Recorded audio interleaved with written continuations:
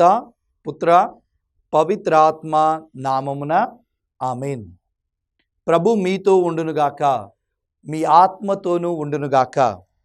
యోహాను సువార్త 1వ అధ్యాయము 1వ వచనం నుండి 4వ వచనం వరకు. ఆదిలో వాక్కు ఉండెను, ఆ వాక్కు దేవునితో ఉండెను, ఆ వాక్కు దేవుడై ఉండెను. ఆయన ఆది నుండి దేవుని వద్ద ఉండెను. ఆయన మూలమున దేవుడు సమస్తమును సృజించెను. ఆయన లేకుండా సృష్టిలో ఏదియూ చేయబడలేదు. ఆయన యందు జీవం ఉండెను, ఆ జీవము మానవులకు వెలుగాయెను. క్రీస్తు సువిశేషము. క్రీస్తువా మీకు స్తుతి కలుగునుగాక.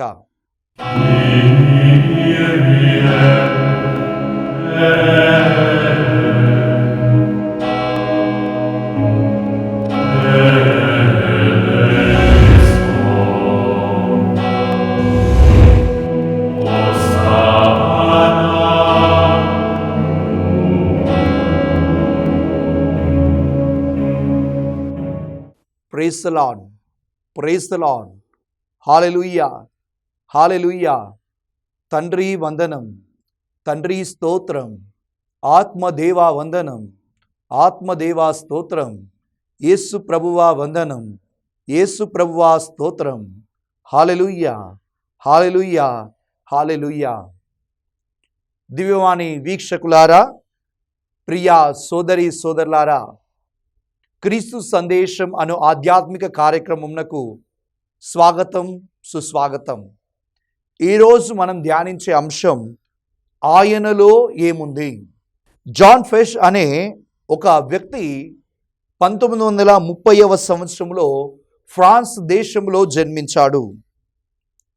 అతని తండ్రి ధనవంతుడు కాబట్టి ధనవంతుడి కుమారుడిగా ఎదుగుతున్న ఆయన యువకుడిగా వచ్చేసరికి దేవుణ్ణి పట్టించుకోవడం మరిచిపోయాడు. ఎప్పుడు విందులతో, వినోదాలతో, చెడు స్నేహాలతో విలాసవంతమైన జీవితం జీవించడం మొదలుపెట్టాడు. తండ్రి దగ్గర నుంచి తన ఆస్తినంతా తీసుకొని ఇలా విందులు వినోదాలతో గడుపుతున్న సమయంలో జాన్ ఫెష్ జీవితంలో తన కోరికలు తీర్చుకోవడానికి డబ్బులన్నీ కూడా అయిపోయాయి. ఇక డబ్బులు కావాలి, ధనం కావాలి అనే ఆశతో ఒక బ్యాంకుకి కన్నం వేయడానికి ఆయన నిర్ణయం చేశాడు.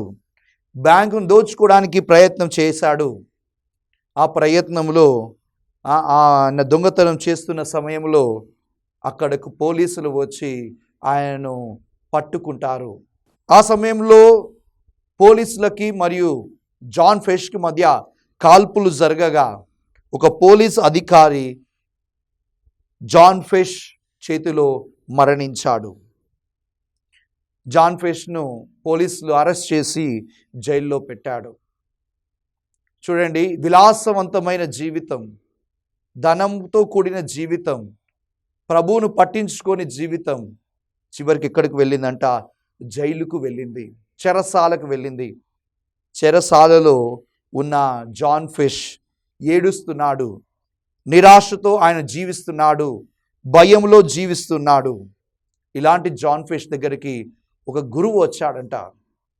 గురువు వచ్చి జాన్ ఫెష్కి పరిశుద్ధ గ్రంథాన్ని ఇచ్చి, ఈ పరిశుద్ధ గ్రంథం చదువుకో, నీ జీవితం మారిపోతుంది అని ప్రభువును పరిచయం చేస్తున్నాడు, యేసును పరిచయం చేశాడు. అప్పుడు జాన్ ఫెష్ అన్నాడంట, ఆయనలో ఏముంది, యేసులో ఏముంది అని ఆ గురువును ప్రశ్నించాడు. అప్పుడు ఆ గురువు అంటున్నాడు, ఆయన ఏముందో నాకు తెలియదు, కానీ ఈ పరిశుద్ధ గ్రంథంను చదువు, ఈ గ్రంథం నీకు సమాధానం చెప్తుంది అని చెప్పి ఈ యొక్క గ్రంథాన్ని జాన్ ఫెష్కి ఆ గురువు బహుమతిగా ఇచ్చి వెళ్ళిపోయాడు. జైల్లో ఉన్న జాన్ ఫెష్ యేసులో ఏముంది అని కనుగొనడానికి ఆయన పరిశుద్ధ గ్రంథం తెరచి చదవడం మొదలుపెట్టాడు. అలా ఆయన పరిశుద్ధ గ్రంథం చదివి, అలా ఆయన పరిశుద్ధ గ్రంథాన్ని చదివినప్పుడు యేసులో ఏముందో ఆయన కనుగొన్నాడు. యేసే జీవం ఉందని, యేసులో జీవం ఉందని ఆయన గ్రహించాడు. అందుకే తన నిర్జీవమైన పాపాలన్నిటినీ ఆయన కడుక్కోవడానికి జ్ఞానస్నానమును స్వీకరించి మంచి పాప సంగీతనం చేసి తన జీవితాన్ని మార్చుకున్నాడు జాన్ ఫిష్. తనకు ఉరి శిక్ష విధించడానికి కొన్ని రోజుల ముందు జాన్ ఫిష్ పోలీస్ అధికారి కుటుంబాన్ని, తాను చంపిన పోలీస్ అధికారి కుటుంబాన్ని పిలిపించి వారి యొక్క కాళ్ళ మీద పడి నన్ను క్షమించు అని ఏడ్చి ఏడ్చి క్షమాపణ అడిగి మరణించాడు. యేసులో క్షమ ఉందని ఆయన గ్రహించాడు. అందుకే అంత పని చేశాడు. తన సోదరుని క్షమించమని అడిగి తాను పునీతుడవ్వడానికి సిద్ధంగా ఉన్నాడు. చూసారా ప్రియ సోదరుడా సోదర, యేసులో ఏముందో నువ్వు గ్రహిస్తే నీవు పునీతుడిగా మారిపోతావు. అందుకే ఈరోజు జాన్ ఫిష్ అడిగిన ప్రశ్ననే మనము ధ్యానాంశంగా తీసుకుందాం. ఆయనలో ఏముంది? జాన్ ఫిష్ ఏం కనుక్కున్నాడు యేసులో? మొట్టమొదటిది జాన్ ఫిష్ ఏం కనుక్కున్నాడంట అంటే యేసులో జీవం ఉంది. ఇందాకనే మనం చదువుకున్న పరిశుద్ధ గ్రంథ వాక్యమును యోహాను శుభవార్త 1వ అధ్యాయము 4వ వచనం, యోహాను శుభవార్త 1వ అధ్యాయం 4వ వచనంలో ఏమని చెప్పబడిందంటే ఆయన యందు జీవం ఉండెను. యేసులో జీవం ఉంది. అందుకే నిర్జీవమైన ప్రతి కుటుంబాన్ని, నిర్జీవమైన ప్రతి జీవితాన్ని ఆయన జీవంతో నింపగలడు. జాన్ ఫిష్ జీవితం నిర్జీవమైంది చెరసాలలో, కానీ ప్రభువును తెలుసుకున్నప్పుడు నీ జీవం జీవంగా మారుతుంది. పరిశుద్ధ గ్రంథంలో చూస్తే యాయిరు కుమార్తె నిర్జీవం, కానీ యేసు ఆ కుటుంబానికి వెళ్ళి నిర్జీవంతో ఉన్న యాయిరు కుమార్తెను పైకి లేపి జీవం ఇచ్చాడు. లాజరు నిర్జీవం, 4 రోజుల పాటు సమాధిలో నిర్జీవమైన వ్యక్తి, కానీ యేసయ్య సమాధి దగ్గరకు వెళ్ళి వెక్కి వెక్కి ఏడ్చి లాజరు బయటకు రా అని పిలిచి నిర్జీవమైన లాజరుకు జీవం ఇచ్చాడు. ప్రియ సోదరా సోదరి, నీ జీవితం కూడా నిర్జీవమైందా? భయపడకు, ఆయన యందు జీవం ఉంది. ఆ జీవం ఆయన నీలో నింపుతాడు.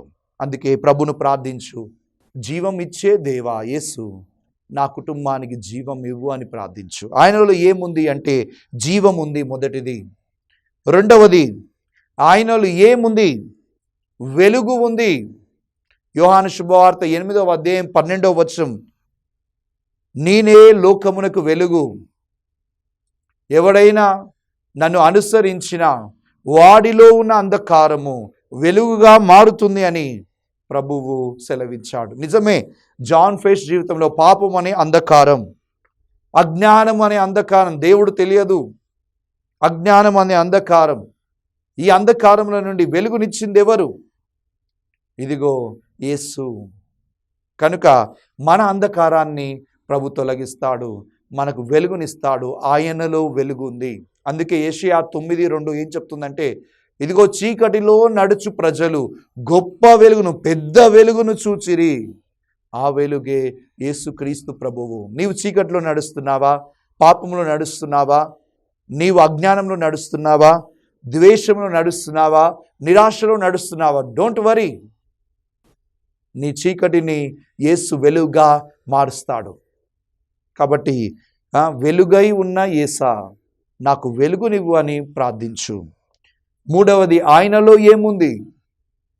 ఆయనలో ప్రేమ ఉంది.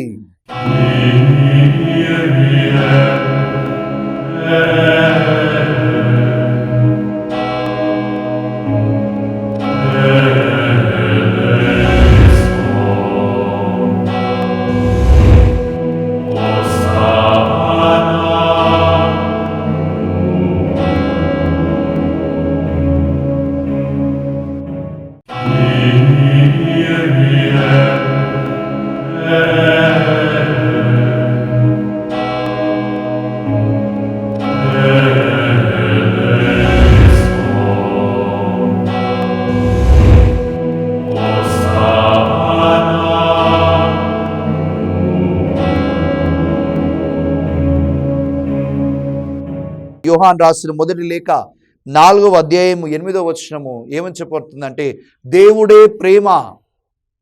నిజమే, యేసు దేవుడు కనుక ఆయనలో ప్రేమ ఉంది. రోమీలకు రాయబడిన లేఖ 5వ అధ్యాయం, రోమీలకు రాయబడిన లేఖ, పునీత పౌలు రోమీలకు రాయబడిన లేఖ 5వ అధ్యాయం 8వ వచనంలో మనం పాపాత్ములమై ఉన్నప్పుడే యేసుక్రీస్తు మరణించి, మన కొరకు మరణించి, ఇట్లు దేవుడు మనపై తనకు ఉన్న ప్రేమను చూపుచున్నాడు. యేసు మరణమే ప్రేమకు పెద్ద చిహ్నం. మనం పాపాత్ములుగా ఉన్నప్పుడే, చీకటిలో ఉన్నప్పుడే, ప్రేమ లేని వ్యక్తులుగా ఉంటున్నప్పుడు యేసు తన మరణం ద్వారా తన ప్రేమను నీకు నాకు చూపించాడు. ఆ ప్రేమను జాన్ ఫేస్ తెలుసుకున్నాడు. అందుకే దేవుణ్ణి ప్రేమించాడు, సోదరుని ప్రేమిస్తున్నాడు జాన్ ఫేస్. మరి నీవు దేవుడు ప్రేమామయుడని తెలుసుకున్నావా? ఆయన నిన్ను ప్రేమించి తన ఏకైక కుమారుని పంపించడం తెలుసుకున్నావా? ఆయన కుమారుడు యేసుక్రీస్తు ప్రభు నిన్ను ప్రేమించి నీ కొరకు మరణించాడని తెలుసుకున్నావా? ఆయనలో ఏముందంటే ప్రేమ ఉంది. మరి నీలో ఏముంది? ద్వేషం ఉందా? నీ సోదరుడు అంటే గిట్టదా? దేవుడు అంటే గిట్టదా? అయితే గిట్టని వ్యక్తులను ప్రేమగా మార్చుకో. సోదరునిపై ప్రేమ చూపించు, దేవుని ప్రేమించు. ఆయనలో ఏముంది? ఇంకా 4వదిగా క్షమ ఉంది.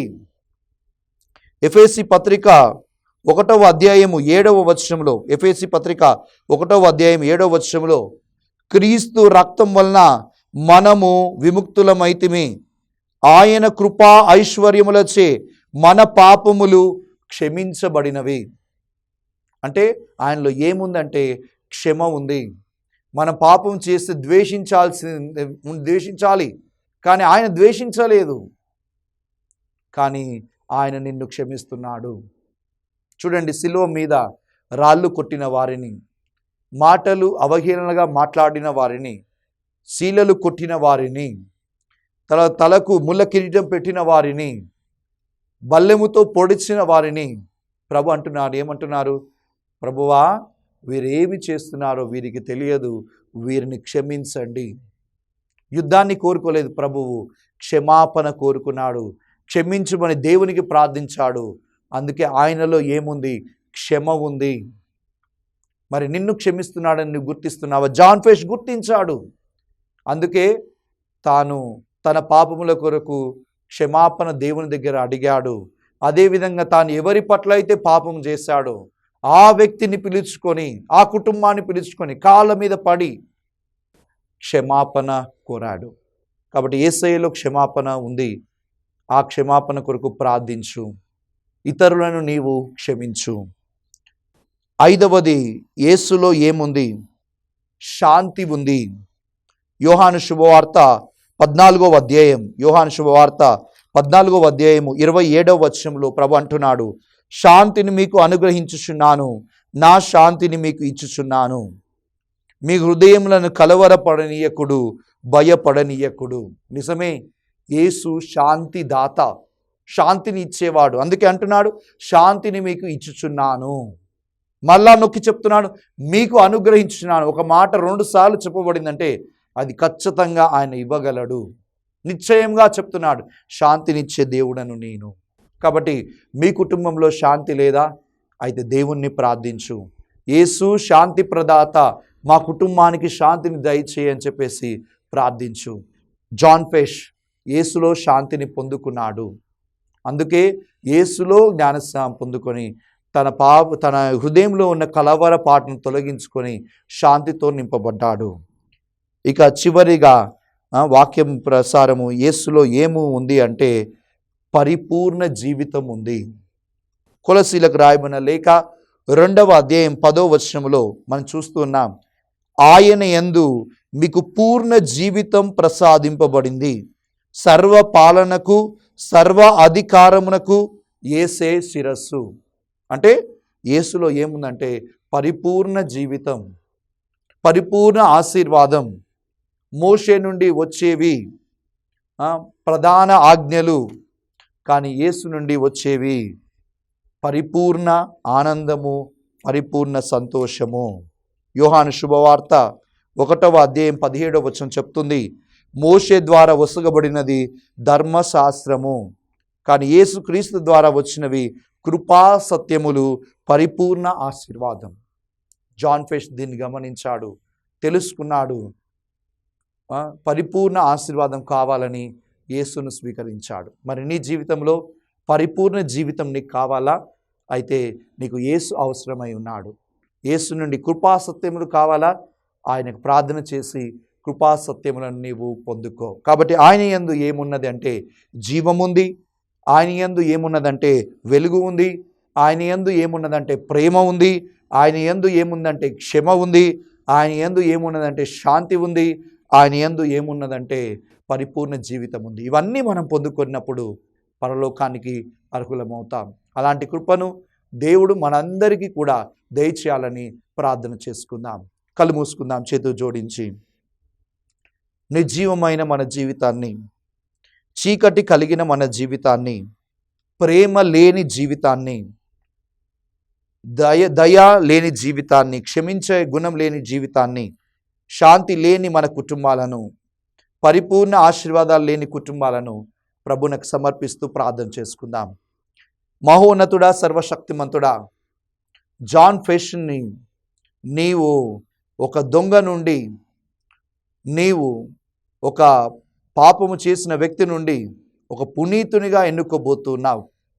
అందుకు నీకు స్తోత్రం. జాన్ ఫెష్ నీలో ఏముంది అని ప్రశ్నించాడు. ఈరోజు మేము దాన్నే ధ్యానాంశంగా స్వీకరించి తెలుసుకున్నాం. నీలో జీవం ఉందని, నీలో వెలుగు ఉందని, నీలో ప్రేమ ఉన్నదని, నీలో క్షమ ఉందని, నీలో శాంతి ఉందని, నీలో పరిపూర్ణ జీవితం ఉందని తెలుసుకున్నాం.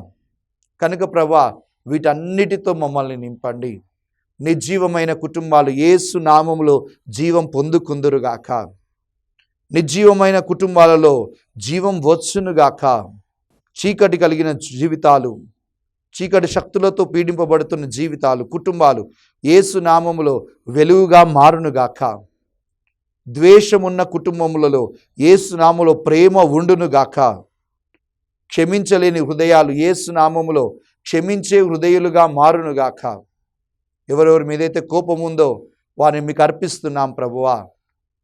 ఈ క్షణమే వారందరినీ మీకు క్షమిస్తున్నాం. వారిని దీవించండి, మమ్ము దీవించండి. మా కుటుంబాల్లో ప్రభువా శాంతి లేదయ్యా, నీ శాంతి ప్రదాత మా కుటుంబాలకు శాంతిని దయచేయండి. పరిపూర్ణ ఆశీర్వాదాలు యేసు నామములో ప్రతి ఒక్క వీక్షకునికి కలుగునుగాక. ప్రభువా, ప్రతి ఒక్కరిని దీవించి ఆశీర్వదించండి. మా అందరిపై నీ కృపను కుమరించుమని ఈ మనవులన్నింటినీ మా రక్షకుడు, మా నాథుడు యేసు అతి పరిశుద్ధ నామములో అడిగి ప్రార్థిస్తున్నాము తండ్రి, ఆమేన్. ప్రభు మీతో ఉండునుగాక, మీ ఆత్మతోనూ ఉండునుగాక. సర్వశక్తిగల సర్వేశ్వరుడు, పిత, పుత్ర, పరిశుద్ధాత్మ దేవుడు మేము దీవించి ఆశీర్వదించి కాచి కాపాడుదురుగాక. ఆమేన్.